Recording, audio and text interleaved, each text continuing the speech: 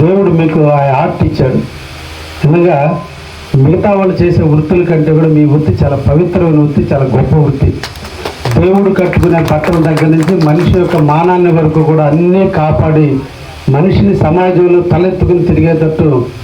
ఒంటి మీద గుడ్డలు లేకపోతే మనిషి ఎంత అసహ్యంగా ఉంటాడో ఆ గుడ్డని కప్పి మా అందరికీ ఒక జీవితాన్ని ప్రసాదించిన మీకు ఇంకొకసారి మీకు ధన్యవాదాలు తెలియజేస్తున్నాను. అందుకనే ఈరోజు మన అభివృద్ధి ప్రదాత అయినటువంటి శ్రీ నారా చంద్రబాబు నాయుడు గారు నిరంతరం పేదల కోసం, పేదల అభ్యున్నతి కోసం, పేదవాడు 3 పూట్ల అన్నం తినాలనే దానికోసం, పేదవాడు కూడా ధనవంతుడు కావాలనే కోసం, పేదవాడు కూడా సమాజంలో తలెత్తుకుని తిరగాలనే దానికోసం, పేదవాడు సమాజంలో వాళ్ళ బిడ్డలను చదివించుకొని వాళ్ళు పడ్డ కష్టాలు వాళ్ళ బిడ్డలు పడకూడదని, ఆ బిడ్డల భవిష్యత్తు కోసం, ఆ బిడ్డల ఆర్థికంగా ఎదిగేదాని కోసం ఈరోజు నిరంతరం కూడా మన ఇంట్లో మన తల్లిదండ్రులు మనం ఎంత మనల్ని పెంచడానికి తాపత్రయపడ్డారో దానికంటే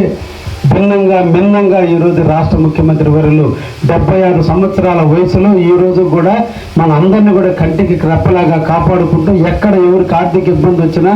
ఎవరికి ఆరోగ్యం బాగలేకపోయినా, ఎవరు రైతు కళ్ళమ్మిడని నీళ్ళు వచ్చినా, పేదవాడు పెన్షన్ లేదని బాధపడుతున్నా,